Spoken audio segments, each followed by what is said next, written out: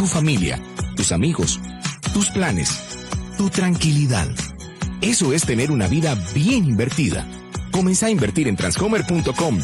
Expertos en inversiones inmobiliarias desde hace más de 20 años. Transcomer, una vida bien invertida.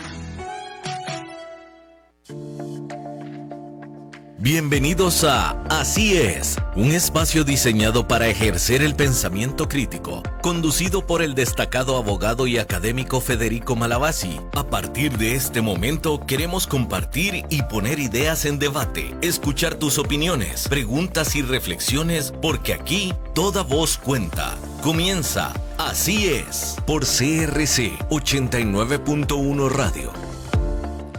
Muy buenas tardes. Amigos de CRC 89.1, estamos en el programa Así es. Habla su anfitrión Federico Malavasi. Hoy es 3 de octubre del año 2025, son las 2 de la tarde. En los controles está don David Guerrero y estamos prácticamente reestrenando las cabinas. Es la primera vez que Así es se retransmite o se transmite desde las viejas cabinas que ahora son nuevas. Recuerden que aquí hubo una inundación muy seria que produjo muchos problemas y ya volvimos a la casa en que estábamos. Mi invitado del día de hoy es don Rodrigo Alberto Carazo Celedón. Don Rodrigo Alberto fue el primer defensor de los habitantes, ha sido embajador, fue diputado en la Asamblea Legislativa, y en otra vida, en el siglo pasado, fue incluso empresario, es abogado, economista, y ha tenido pues múltiples estudios, muy conocedor de algunas áreas del quehacer nacional e internacional, comentarista. Tiene esa interesante experiencia de haber sido el primer defensor de los habitantes, o sea, cuando esta oficina o despacho, no sé si llamarla entidad porque no es una persona jurídica, sino que está adscrita a la Asamblea Legislativa, pero cuando esta interesante institución desde el punto de vista académico se fundó, a él le correspondió ser el primer defensor de los habitantes y pues algunas de las cosas dejaron su impronta muy marcada. Creo que es una experiencia muy importante. Así que muy buenas tardes, don Rodrigo. Si se me quedó algo por fuera, tiene todo el derecho a decirlo. No he dicho que es abuelo, que es padre, todas esas otras cosas. Muchísimas gracias, un gran gusto estar aquí, también estrenando cabina. Saludos a don David, que nos apoya en esto. Y Federico, la razón tal vez más importante por la que estoy contento de estar aquí y me introduzco es por ser amigo suyo, es por haber compartido un salón raro, pero un salón en que usted y yo nos empleamos muy a fondo. Fuimos diputados en conjunto simultáneamente en el periodo 2002-2006. Nos llevamos muy bien, peleamos bastante por temas en los que creíamos, pero sobre todo teníamos un convencimiento de que ahí llegábamos a trabajar y ahí llegábamos a realizar las funciones del diputado, la función de aprobar las leyes, de discutir las leyes antes de aprobarlas, la función de representar a la población y la función del control político. Entonces yo disfruté mucho ese periodo a la par suya. Muchas gracias, don Rodrigo Alberto. Ciertamente del año 2012 al 2006, ambos fuimos diputados en ese periodo constitucional, así se llama cada cuatrienio, periodo constitucional. No legislatura hay una por año que va de mayo a abril del año próximo, eso es una legislatura. Y el periodo constitucional, pues cada cuatrienio. Y sí fuimos compañeros y estuvimos no solo en este salón de plenario, como dice don Rodrigo Alberto, sino que estuvimos en algunas comisiones juntos y estuvimos en algunos otros empeños juntos. Creo que suscribimos algunos fuertes documentos de control político para llamar al orden en algunas cosas y tuvimos también discusiones y deliberaciones, como debe haber en la Asamblea Legislativa, como es normal que haya en la Asamblea Legislativa. y gracias a Dios pues no salimos enemigos, ni peleados, ni nada, ¿verdad? Sino que fuimos forjando una amistad, una cercanía, e incluso luego tuvimos algunas otras luchas juntos. En algún momento reclamamos alguna inconstitucionalidad en el sistema de referéndum porque queríamos que fuera más potente, más abierto, que posibilitara más cosas, ¿verdad? No lo logramos, pero fue una interesante lucha que dimos en la Sala Constitucional, y ahí hay una fotografía de hace bastantes años que testimonia que estuvimos en esas oportunidades que son menores, porque no siempre la Sala Constitucional concede audiencia, y allí estuvimos discutiendo con el Tribunal Supremo de Elecciones, al que respetamos mucho. Totalmente a la fecha, ¿no? ¿Verdad? Sí, pero discutiendo acerca de si cabía una interpretación o un sistema o una mecánica o un mecanismo en general que permitiera mayor apertura y más posibilidades de cambiar cosas a través del referéndum. Así estuvimos, me acuerdo de aquella jornada en la Sala Constitucional, en las bancas de la Sala Constitucional, en donde estábamos la conversación abierta con los magistrados y con la gente del Tribunal de Elecciones. Sí, fue una experiencia muy interesante.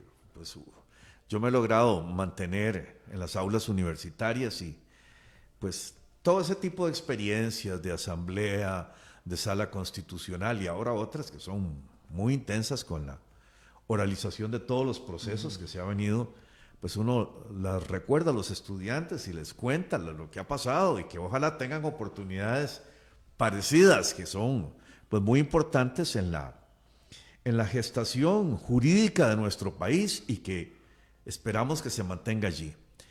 Perdón, una cosita adicional. Sí, señor. Que nos ha no acercado, pero nos ha relacionado después de aquel tiempo. Creo que por lo menos en una o en dos oportunidades usted se ha postulado para ser diputado nuevamente.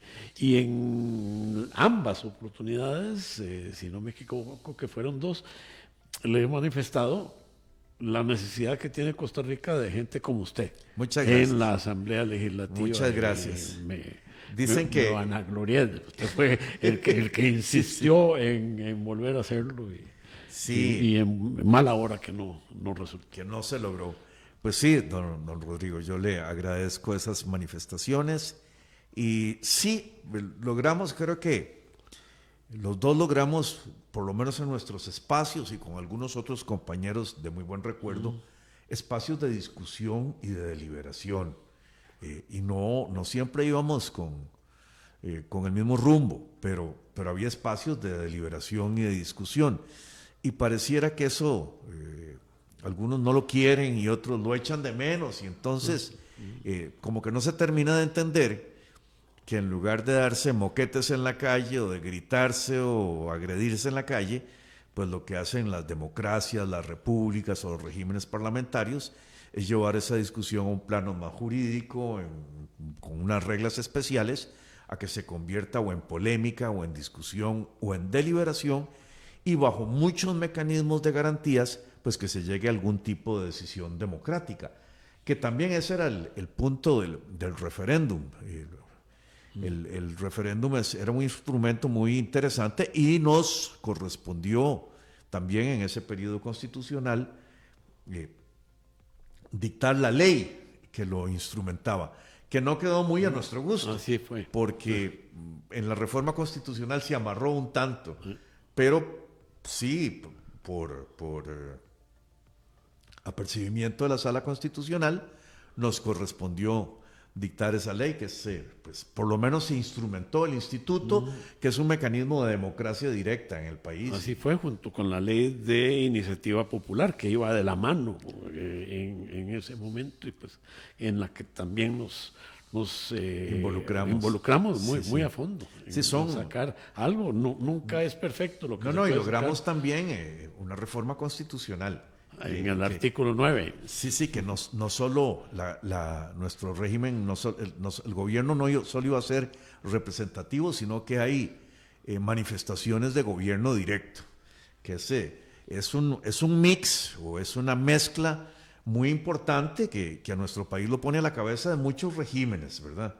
Lo pone como bien constituido jurídicamente. Bueno, estos son ratos muy agradables. Sin embargo, la invitación a don Rodrigo Alberto, con quien podríamos seguir conversando cosas tan importantes e interesantes, hoy nos trae con un tema que es preocupante, complicado, doloroso para muchos ahorrantes.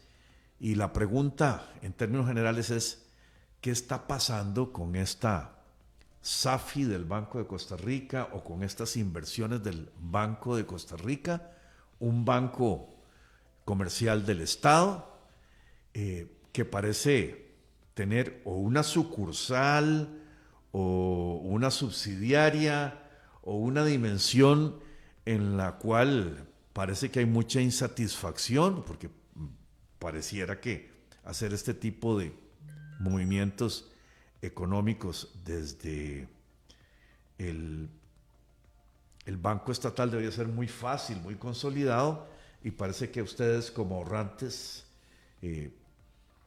han tenido pues alguna dificultad, no sé si para las cuentas, no sé si para los réditos, no sé si para los intereses o para la recuperación, así que para eso estamos también en Así Es, ¿qué es lo que está pasando en esa SAFI o en esas inversiones? Usted me conoce y sabe que cuando terminé la función diplomática en que estuve hasta el año 2022, pues volvía yo al país después de trabajar también intensamente allá en Naciones Unidas y de disfrutar mucho ese trabajo. Venía muy dispuesto a dedicar mi tiempo y mi esfuerzo a las necesidades de gente que me topara en el camino, a visitar comunidades, a involucrarme en cosas positivas, en avances de esas comunidades, a hacer democracia de calle, si se quiere, sin ninguna pretensión político-electoral, ni mucho menos, sino hacer bueno aquel lema que tenía Laxa, ¿se acuerda? De que nos encanta la gente. Bueno, a mí me encanta la gente, venía con esas ganas y me encontré hace 3 años y medio ya una barbaridad galopante en el accionar de esa sucursal del Banco de Costa Rica.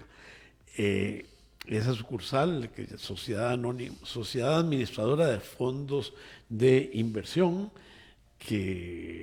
o de fondos inmobiliarios, SAFI, Sociedad Anónima de Fondos Inmobiliarios. De fondos de inversión inmobiliaria, tal vez una doble I podría llevar por ahí, que fue la incorporación con las medidas de cambio en el sistema financiero de finales del siglo anterior, un remozamiento, una actividad más dinámica. El Banco de Costa Rica tomó la cabeza de esta institución que ha sido muy buena en muchas partes del mundo. En teoría era para crear también opciones para los fondos de pensiones, ¿verdad? Es correcto. Opción para los fondos de pensiones y también para los ahorrantes individuales que nunca podrían o podríamos ser dueños de un edificio, quizás de la puerta del edificio sí, pero no de toda una entidad, de poder juntarnos a través de una entidad seria, responsable, garante del buen manejo para hacer esas inversiones. No como los fondos mutuos de Vesco. Definitivamente nada. Sino nada a través de una entidad, digamos, regulada. Y para el caso, aunque yo soy muy amigo de la apertura, pero para el caso de un banco comercial del Estado, que se supone que debe actuar con algunas normas pues un poco más estrictas o por lo menos tal vez más seguras. Totalmente. Inclusive comience con la responsabilidad política y personal de las personas que son designadas para dirigirlos. Ahora tal vez podemos hablar unos minutos de esas personas, porque usted decía algunas de las cosas que tiene el banco y la SAFI para hacer esta administración.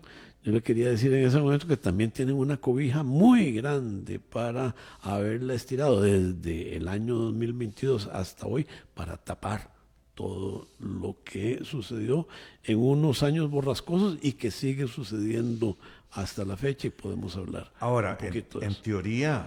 teoría, hay una Contraloría General de la República, hay una Auditoría General de Bancos y hay una supervisora de entidades financieras y hay pues algunos mecanismos más que deberían proveer instrumentos de regulación Efectivamente, o de supervisión.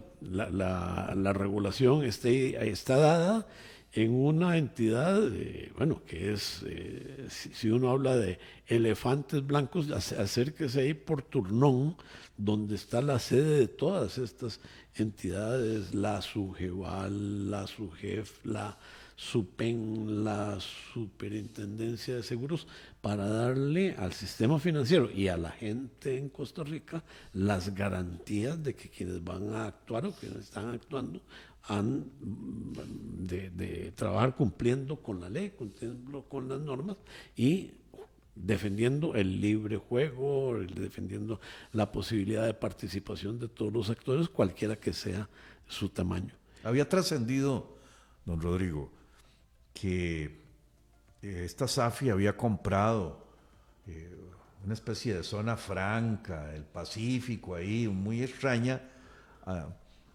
a precios muy tolerantes con el vendedor, de cuestiones como no terminadas de revisar por el perito, como todo muy, muy a gusto, diríamos, como un peritaje sastre, como que se había hecho a la medida para ser complacientes. Eso es lo que ha trascendido en medios de comunicación. La palabra complaciente lo describe todo lo anterior. Y precisamente allí estuvo el origen de la debacle, el origen de las barbaridades que acontecieron en el Banco de Costa Rica. Porque después de que arrancó esta institución o esta subsidiaria y todo el sistema de inversiones inmobiliarias, del nuevo sistema financiero, el Banco de Costa Rica, con solidez de más de 140 años en aquel momento, 130 años, toma rápidamente la ventaja, entre otras cosas, por lo que también usted y yo hemos discutido, pero el Banco de Costa Rica se acercaba y me decía: yo tengo la garantía del Estado ante las actuaciones que vayamos a tener, y obviamente eso le transmite confianza a quien va a relacionarse con esa entidad. Bueno, ayudado por esa muleta, llamémoslo, por ese carácter de banca del Estado, el Banco de Costa Rica toma la delantera por gran distancia en el proceso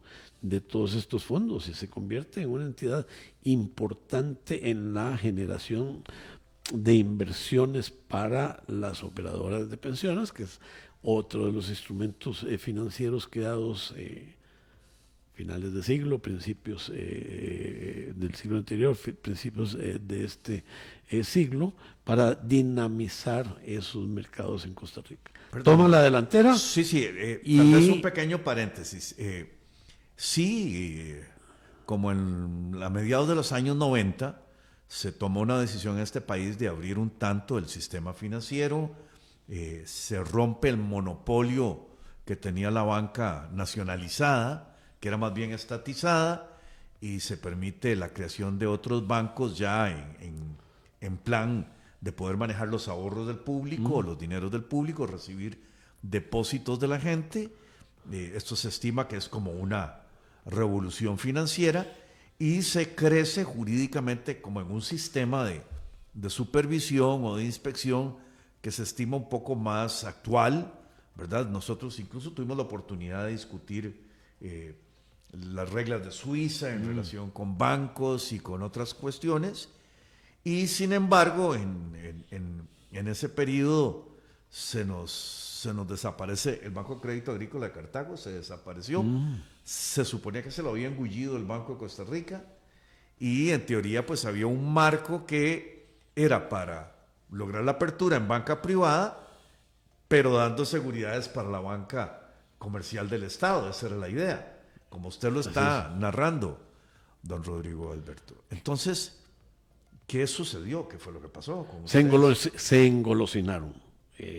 3 o 4 personas en la cabeza de esas organizaciones financieras se les fueron los humos a la cabeza y quisieron hacer grandes negocios, pero ya no para el fondo público, sino para los intereses privados. Cuando sonaron las primeras alarmas en una asamblea general de los ahorrantes inversionistas de este fondo, le preguntamos a quien dirigía el fondo, ¿qué es lo que ustedes quieren? Porque querían aumentar el endeudamiento que tenían, querían aumentar la capitalización que podrían generar del público a cifras extraordinarias. Y la respuesta es, nosotros lo que queremos es llegar a Wall Street, textual. Bueno, quisieron llegar a Wall Street, pero haciendo uso de todas las malas artes que se puede imaginar a la hora de comprar los inmuebles. Todo lo que venían caminando bien, generando buenos rendimientos hasta el año 2015, se echó a perder. Se echó a perder y, construyeron quienes estaban allí dentro, 3, 4, 5 personas, una estrategia, un modus operandi, una asociación para delinquir. Uso la palabra porque así fue, una estrategia, un patrón para lograr burlar al sistema, burlar a las supervisiones, pasarle por encima a todo el proceso escrito y hacerse grandes, pero no la entidad que se hacía grande en números, pero al mismo tiempo estaba comprando una serie de edificios, de locales que eran basura por tiempo, basura por digamos condiciones. En plata blanca, don Rodrigo, eso significa que no están pagando intereses, significa que hay peligro para la inversión, o sea, para el capital ahorrado. ¿Qué está significando en este momento para los ahorrantes? Si usted tenía 100,000 colones o $1,000, lo definieron en dólares desde el inicio, $1,000 podía acudir a depositarlos en ese fondo y ese fondo le iba a dar ese fondo iba a usar sus $1,000 para comprar esta oficina en donde estamos, esta cabina, y darla en alquiler, manteniéndola y sabiendo que el inquilino le iba a pagar, administrándola, y ese rédito obtenido del alquiler de esta cabina de transmisión iba a servir para darle un rédito al inversionista, al ahorrante, que podría ser no solamente un poquito mayor que el que podía conseguir en bonos de la calle, sino también más seguro, porque no era tan volátil como un billete de dólares o como un billete de colones. Se supone que está respaldado por una propiedad inmobiliaria. Exactamente. Pero en la realidad, ¿qué está pasando? No está que pagando. compraron propiedades, efectivamente, escritas en el registro público, lo están redituando, que eran viejas, mal construidas, mal ubicadas, que no servían un propósito comercial. Hay un edificio allí frente al centro comercial de Guadalupe que está hace 5 años desocupado porque se compró para alquiler en un edificio de 5 plantas para alquiler comercial. Y en todo 1 kilómetro a la redonda no hay una sola actividad comercial distinta a las pulperías y distinta a la del centro comercial que pueda requerir de sitios de los locales. De los locales. O sea, Entonces, quedaron desocupados. No hay demanda. Quedaron desocupados, no hay demanda, exactamente.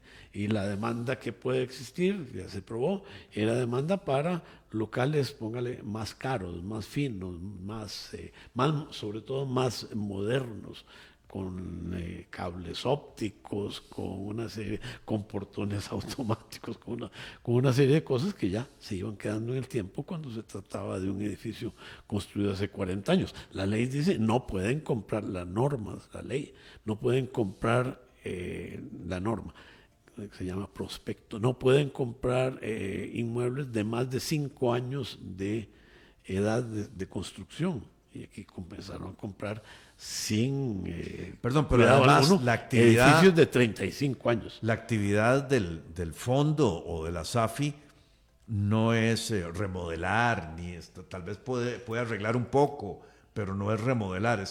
En teoría son cosas listas para arrendarse. Inclusive arrendadas ya. Bueno.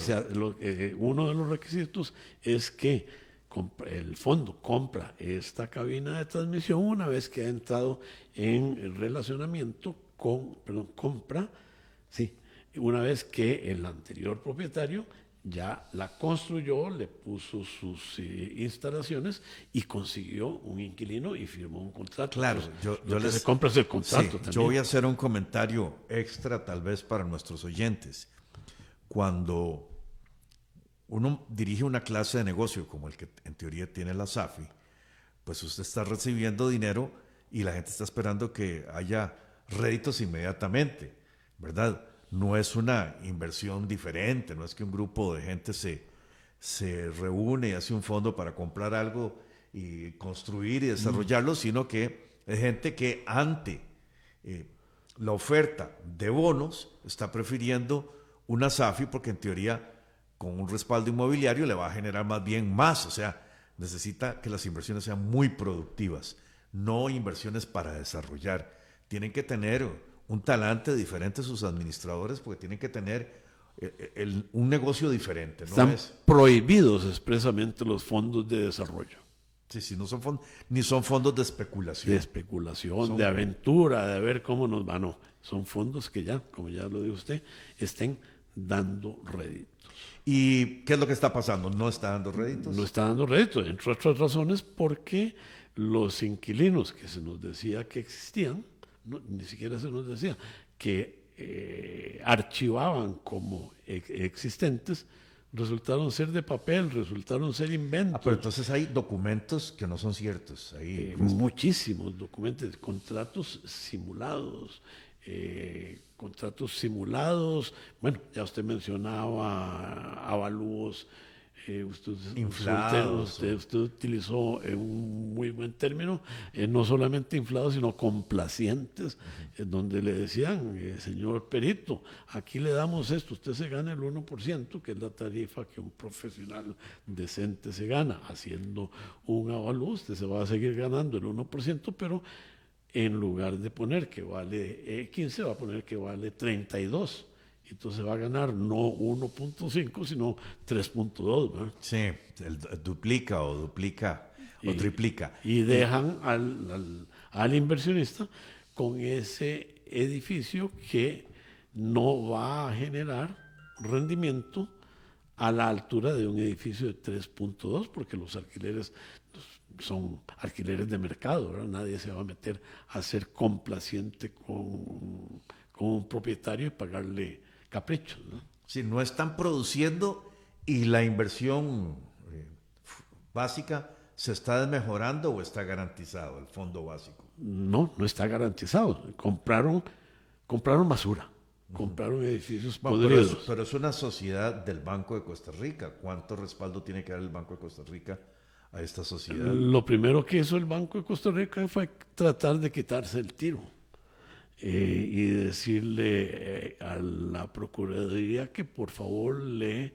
dijera que las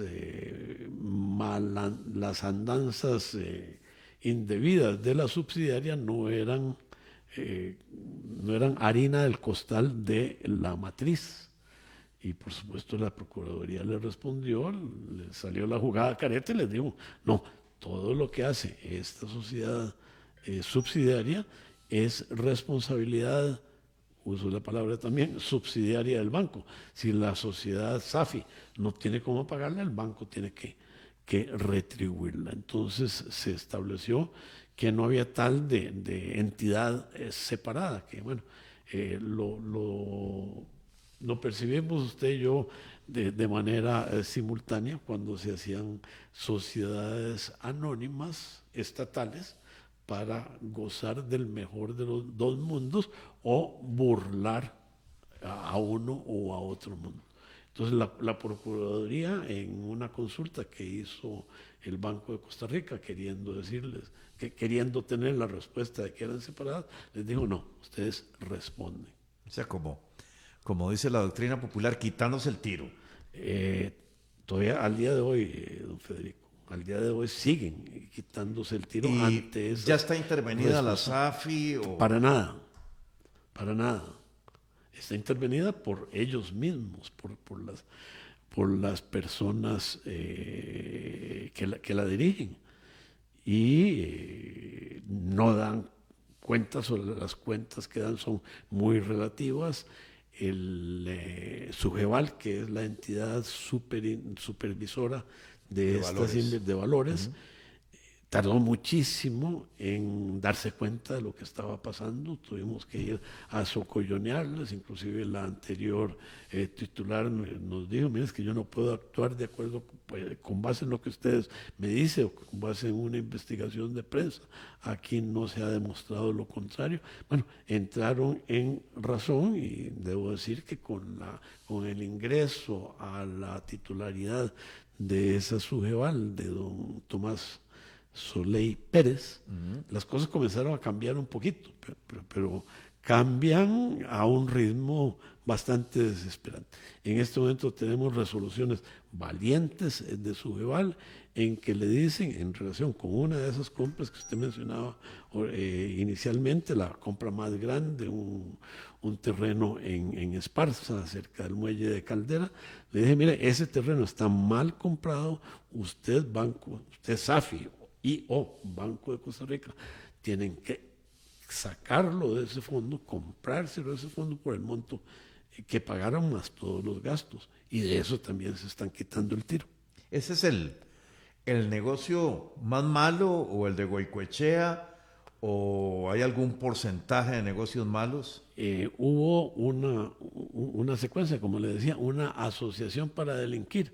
9 compras sucesivas entre el 2017 y el 2020 que iban creciendo, que iban ajustando tiempos, ajustando fórmulas de no presentar a tiempo los informes en los comités correspondientes, de ir modificando a la gente. Un verdadero patrón de delincuencia establecido bajo el control de 4 o 5 personas dentro del Banco de Costa Rica. ¿Y ustedes ya pusieron denuncia en lo penal o van a...? Hay una denuncia en lo penal desde el año 2021 que ha sido reforzada por denuncias adicionales que hemos puesto algunos de los que hemos investigado o dado cuenta de este tema, y entramos también en quiénes somos nosotros, tal vez. Sí. Vale la pena Cuéntanos un poco. Ahora, don Rodrigo Alberto, como les dije al inicio, estudió economía y estudió derecho, que yo me acuerdo, entiendo que estudió otras cosas más, pero tiene conocimientos básicos profesionales, ¿verdad?, de economía y derecho. A manera de jocosa, tal como siempre nos hemos relacionado. Sí, estudié Derecho y sé defenderme de los abogados. Estudié Economía y sé defenderme de los economistas. Y salí a la calle así. Y después me di cuenta que me faltaba algo, y era que no sabía defenderme de los políticos. Y por eso fue que estudié Ciencias Políticas. Bueno, estudió Ciencias Políticas, pero también en su vida ha sido empresario. Es una actividad que yo la recuerdo bien. Creo que se llamaba Filato Italiano. Filato Italiano fue una empresa textil que tuvimos. Una empresa o sea, a ganarse la vida en la calle. Así es, duro. Y luego tuvo pues un paso interesante en un par de embajadas. En un par de embajadas, sí. No, en realidad, presidente Carlos Alvarado me designó para ser embajador en Pero antes Naciones había Unidas. estado en Europa, no era en plan de embajador, no. No, era en plan de, a ver, sin rajar. no, al revés, de estudiante inmigrante con un montón de chiquitos a la cola, ¿verdad? Pasando estos, duro estos viajes, cultivando. Estuve 4 años en eso. Sí. o sea, un viaje de 4 años estudiando equivale como a 15 años de estudios, ¿verdad? Porque tiene uno que practicar en otro idioma, conocer otras culturas, si uno es despierto, porque hay gente que a veces dice que estudió afuera y uno no sabe ni por dónde salió, pues no sabe ni tomar un avión, pero alguna gente en estos viajes pues aprovecha mucho, y si andaba con familia, pues los requerimientos de los menores, ponerlos en una escuela o ponerlos en colegio. Entonces fueron 15 años multiplicados por 6, Federico. Sí, 90 años de beneficio para la familia que se vio. Bueno, estamos cambiando un poquito el tema, pero es que me motiva mucho.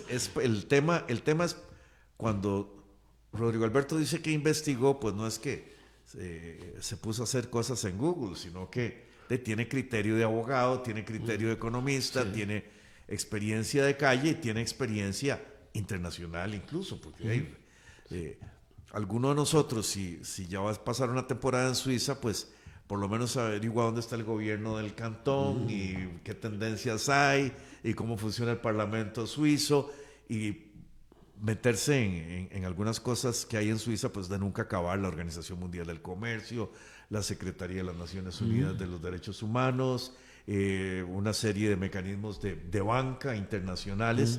Así que cuando dice investigó, entonces cuéntenos quiénes son los que investigaron y qué están haciendo.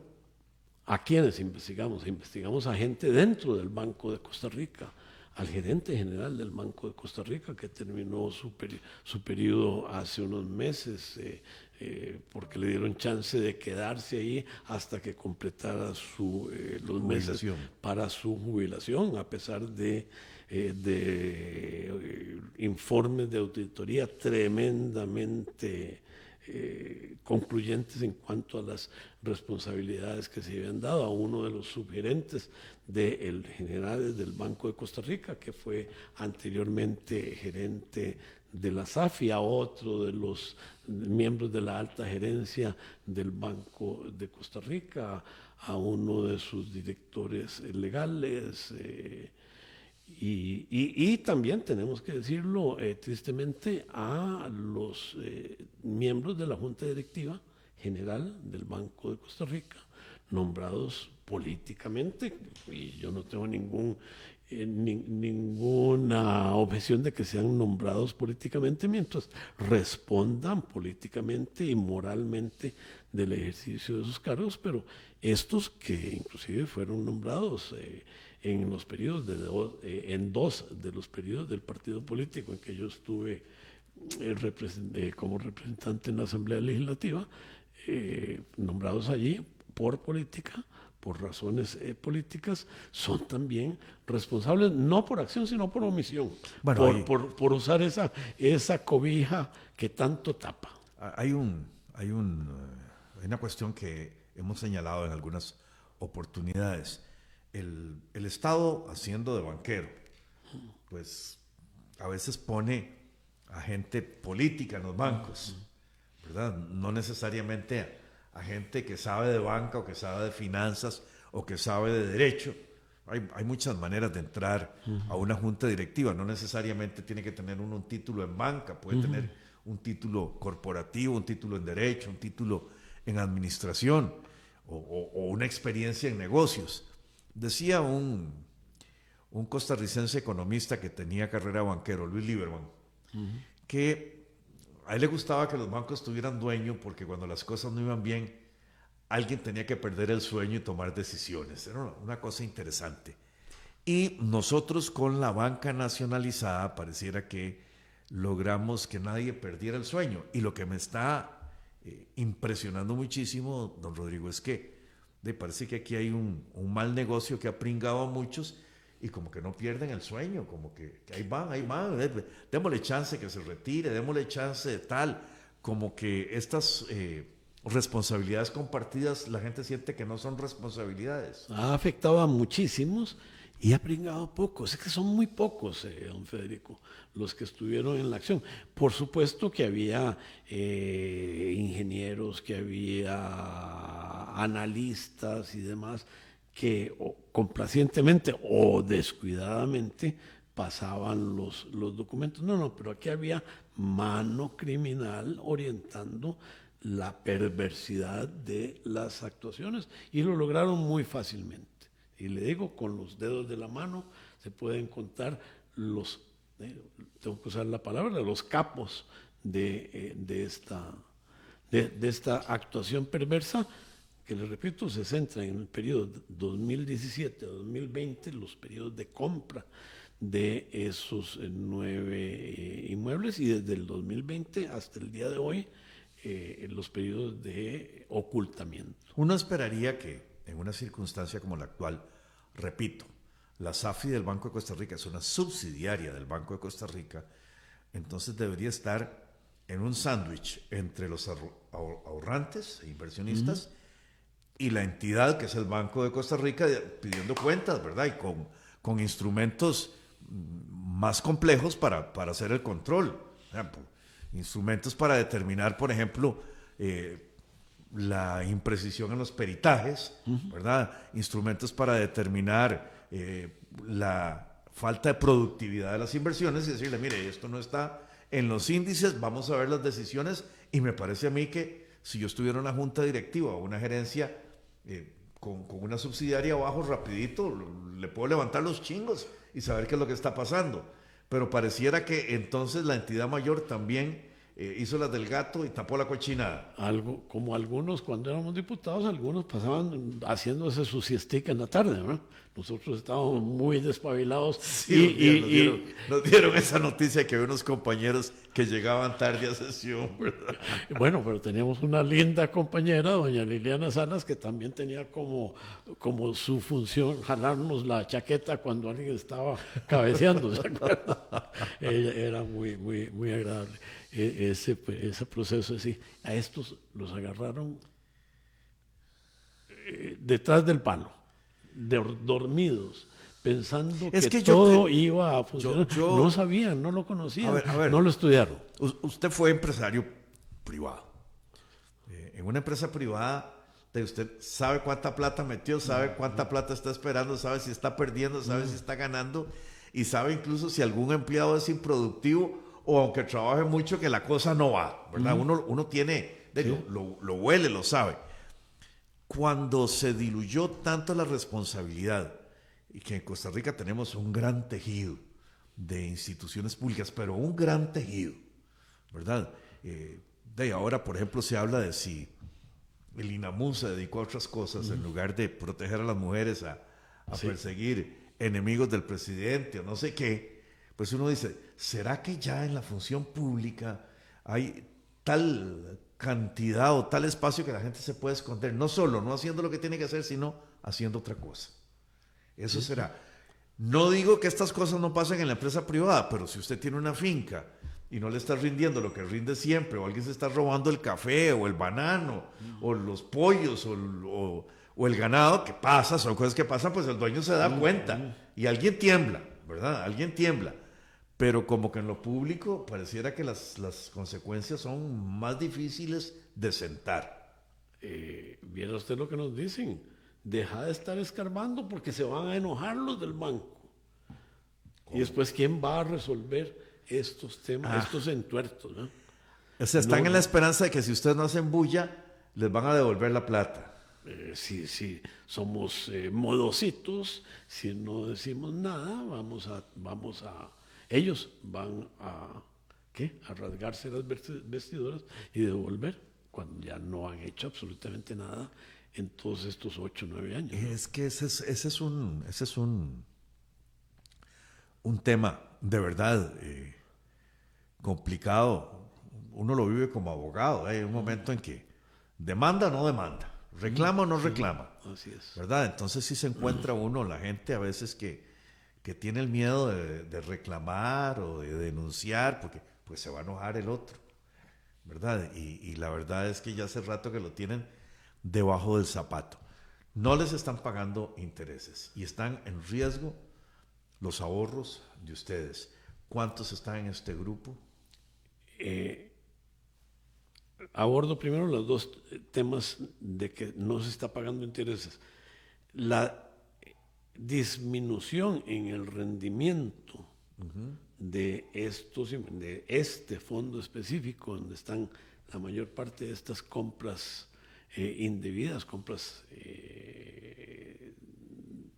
Amañadas. criminales, tipificadas, se diría. Ha bajado de 10-1 en los últimos 4 a 5 años.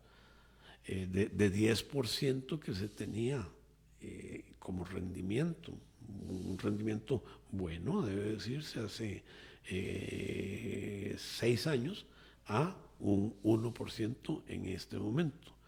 Pero lo más serio es que aquellos $1,000 que la persona invirtió ya va a la bolsa de valores y nadie se lo compra en 150, ni en 120, ni en nada.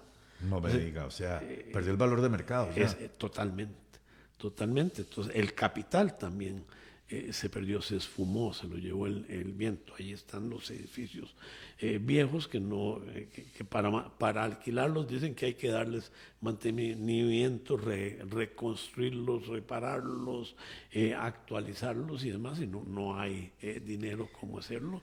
Y entonces se vino para abajo absolutamente todo eso y a quien se le debe es al propio Banco de Costa Rica, porque el mecanismo era el banco ha estado financiando estas actividades. Compren sin freno y el banco se los presta al fondo de inversión al día siguiente sin hacer muchas preguntas, eso sí, a tasa de mercado, eso sí, con nuestros abogados pagando las comisiones de crédito correspondientes y demás. Y entonces el banco también actúa indebidamente y también entra en procesos de riesgo financiero. Hay una parte de esas adquisiciones que se financió con el propio banco y el banco no objetó los peritajes ni las valoraciones. No preguntó, no los analizó, no hizo ningún estudio, rápidamente giró la gran cantidad de millones de dólares en cada una de estas 8 o 9 oportunidades. Inclusive no solamente giraba lo que se necesitaba, sino que les daba un poquito más. No quiero decir que ese poquito más haya sido para la bolsa de alguien, no, un poquito más para que tuvieran comodidad, colchón para hacer las cosas. Exactamente, un poquito más para que no se... Entonces, la inversión desmejoró como tal, o sea, está castigada ya por mercado, o sea, no se puede uno salir y recuperar lo que metió y no está pagando réditos, no está redituando como debería, o sea, estuvo en algún momento, bajó una proporción de 10-1, de manera que hay un daño grave a muchos ahorrantes, a muchos inversionistas, en una SAFI que es subsidiaria de un banco del Estado. La prensa ya ha hecho bastante escándalo con esta adquisición de esta propiedad en el Pacífico. Sí. ¿Verdad? Y que parece que estaba metido alguna persona que había estado en la junta directiva del banco también. No, que había estado en la política, diputado, en la política. Diputado recientemente y cercano, pero no ha sido político. Ok. Y el proceso penal ya está... Déjeme volver a su segunda parte de la pregunta de que cuántos somos los afectados. 2 tipos de afectados. Primero, no hay ahí ningún magnate. Todos somos trabajadores, pero la mayor parte somos de tercera edad, sin ninguna duda. Los ve usted o nos ve cuando nos acercamos y cuando nos presentamos. Gente que hemos trabajado por muchos años siendo ordenados con nuestros recursos, teniendo que pudieron ahorrar ahorros, correcto, que decimos ahorros eran para las medicinas o para pasear, para una de las dos cosas, lo que Dios nos diera la oportunidad o la necesidad. Hay muchos casos ya de compañeros, compañeras sobre todo, que al ver mermadas esos ingresos, ya no tienen ni para las medicinas ni para las necesidades, han tenido que modificar radicalmente su forma de ser, de vida. La segunda porción, tan grande en términos absolutos, en números, como la de los 1.700, que no di el monto, 1.700 ahorrantes individuales, como yo y como las otras personas, son las operadoras de pensiones. ¿Y estas están inquietas, están presionando o están muy orondas? Tuvimos que empujar bastante para que se pellizcaran. Claro, las inversiones de ellas son mucho mayores en todo el mercado. Es una capitalización enorme la que tienen esos. Entonces, una mala inversión como estas le afecta a todos. Claro. Le afecta Después, a todos. alguno que está ahí con sus fondos de pensiones, pues se preguntará por qué no está redituando suficiente o por qué está recibiendo menos pensión. El banco, la SAFI del Banco de Costa Rica es un operador notorio en el mercado nacional, es un operador importante y yo creo que los órganos públicos que están implicados en esta fiscalización, vigilancia, desde el OIJ, que tiene que hacer unos dictámenes técnicos, contables, que deberían ser urgentes si no están hechos ya, hasta el fiscal que conoce esto, pasando por la SUGEVAL y pasando incluso por la Procuraduría y pasando también por la Contraloría, creo que tienen que tomar decisiones más rápidas, porque esto nos va a estallar en la cara a todos. Indudablemente. Desdichadamente, don Rodrigo, se nos fue el tiempo. Ha sido muy, muy agradable volverte a ver. Ahora podemos conversar un poco más, pero desdichadamente el tiempo de radio se nos acabó. Muchísimas gracias a don David Guerrero en los controles. Muchísimas gracias a don Rodrigo Alberto Carazo Celedón, que ha venido hoy a contarnos este drama personal que afecta a mucha gente, que afecta no solo a gente que